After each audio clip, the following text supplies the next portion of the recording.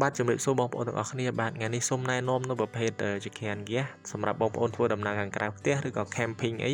បងប្អូនអាចដាក់ជាក្រាននេះតាមខ្លួនបានវាងាយស្រួលមែនទែនវាខ្ចប់បានតូចហើយមានរនាំងការពារខ្យល់ផងដែរ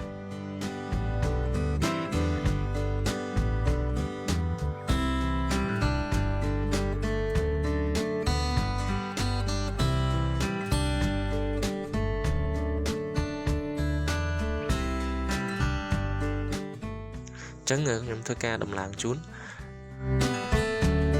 អញ្ចឹងនេះជើងមកវាយើងអាចលាបែបនេះបានហើយចំពោះរនាំងបាំងខ្យល់បងប្អូនអាចដំឡើងឬក៏ទម្លាក់ឲ្យទាបបានហើយការដាក់កំប៉ុងហ្គាសងាយស្រួលមែនទែនបងប្អូនគ្រាន់តែដាក់ឲ្យបង្វិលឲ្យចូលជាមួយនឹង